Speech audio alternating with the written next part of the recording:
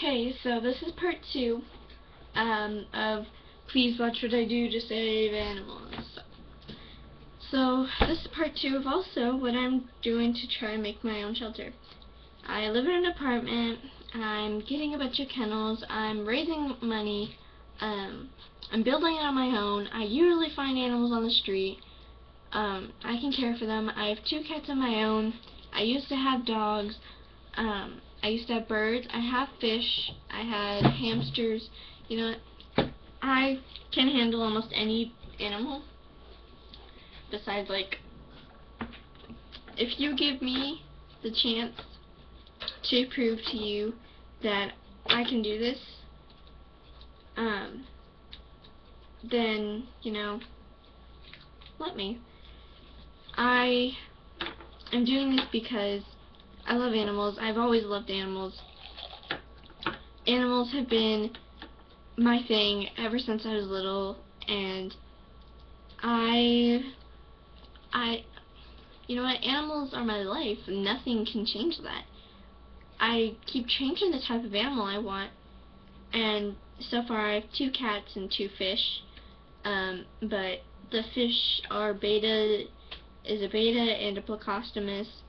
Dewey is the beta and Slurpee is the plecostomus. And the cats, I have a full-grown female cat. Her name is Cece. And then I got a small, about 10 months kitten, I guess, and his name is Simba. And it's a boy. So, I used to have dogs. I used to have hamsters. Used to have reptiles. You know, I have kennels for dogs and cats that I can find and keep well. I have food for the cats, and sometimes dogs eat it, and my next door neighbor has dogs. Big bag of dog food, she can lend me some. I have some tanks for lizards or hamsters. I have cages for guinea pigs. You know, I can do this. Just let me prove it. So, anyways, I'm going to start off with duct tape. Some of you are wondering, why do you need duct tape to save animals? Well, the reason I need duct tape is because if you see an animal out there, can't reach it or something, I can easily build a leash out of this duct tape. I can make a collar. I can tape my, well, more like stitch together my kennels so they don't fall. I can put up signs of the animals' names. I can put up posters of what animals are up for adoption, things like that. So that's what I need the tape for.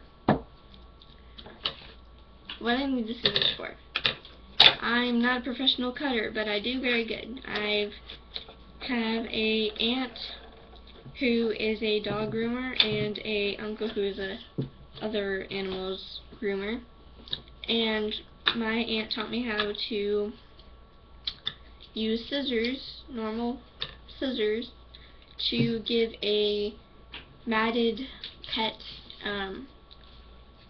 a cut, I guess, like a new hairdo or something.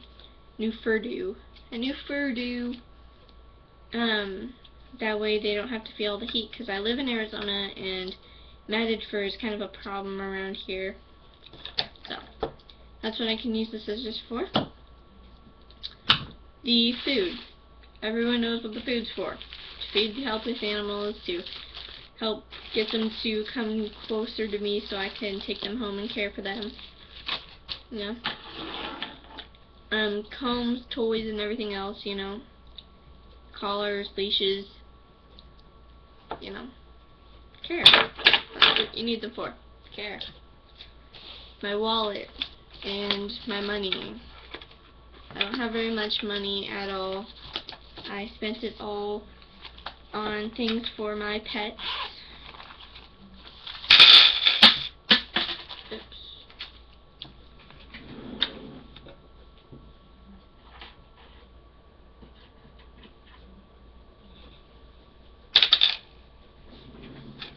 So right now I have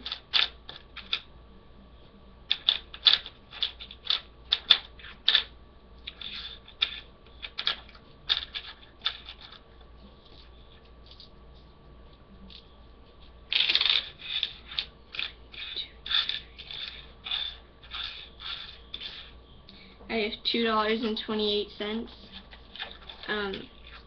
With that, I can buy a new leash, or maybe like a collar or a food bowl, something. I can buy things, you know. And with donations, I can do better and can buy a couple more kennels, you know. To buy the kennels would be a good thing because I'm able to have more of a shelter and I can protect and save more animals' lives. So, yeah. So, all the things we went over was this.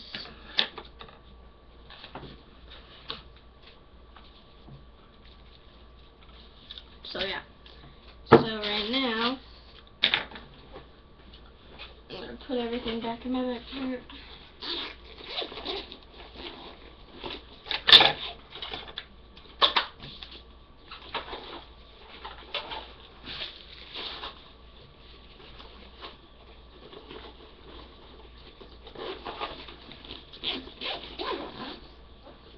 I'm going to try and make sure that this video doesn't go any more than 12 minutes.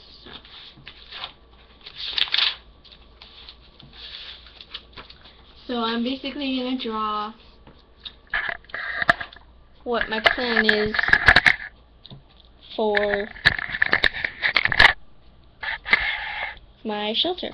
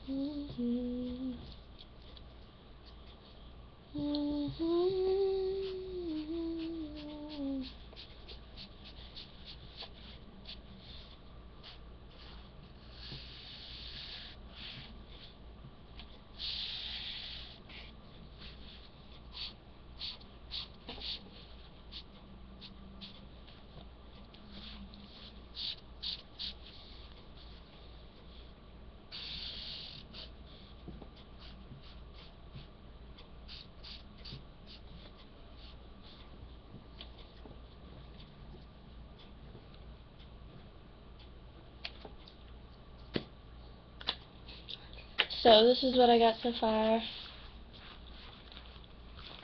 This is basically like a stand slash like rack.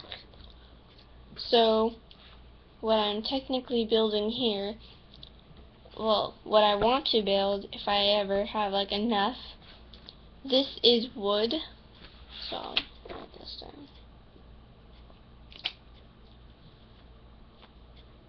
Wood.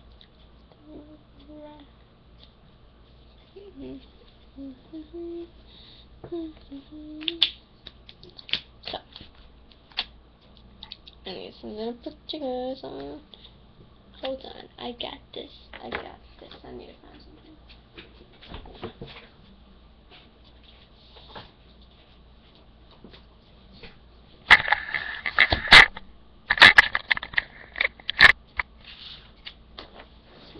That's better.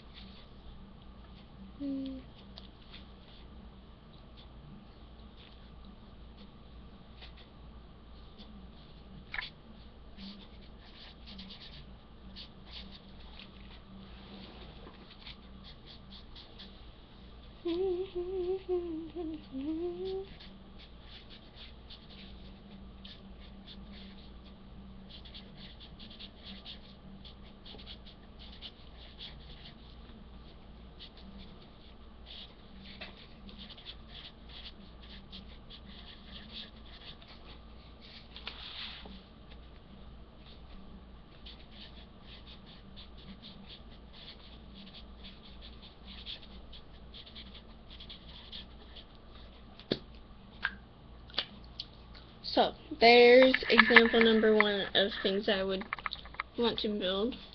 This is basically like the grid stuff, but it's a shelf. It's the very top. Then on the sides are racks kind of things, so I can hang the leashes or collars or things. These are the wood legs. And then, yeah, so that's one. So now I'm going to do another one. Actually, I'm going to touch up on the one I just did.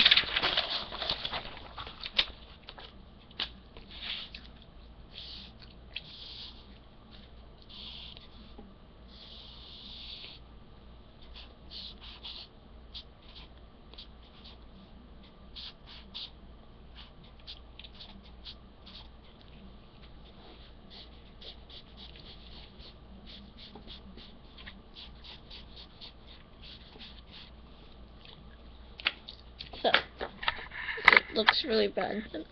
These are the kennels. This is where they would go. This basically, they would fit in there. I would measure it though. And then I would stack them, only like 2. That way it's kind of tight, but I can still take them out. You know? So, it's good, like, it's kind of like in the shelters, like, the wall. So, I like that.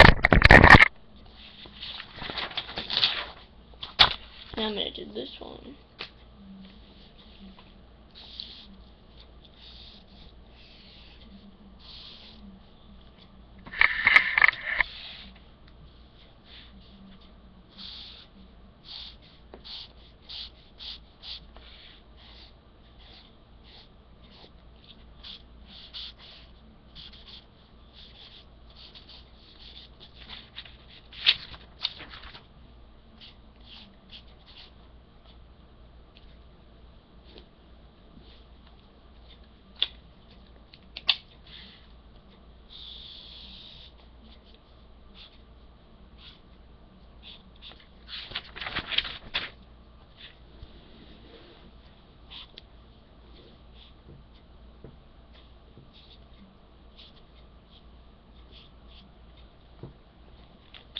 So, here's another one.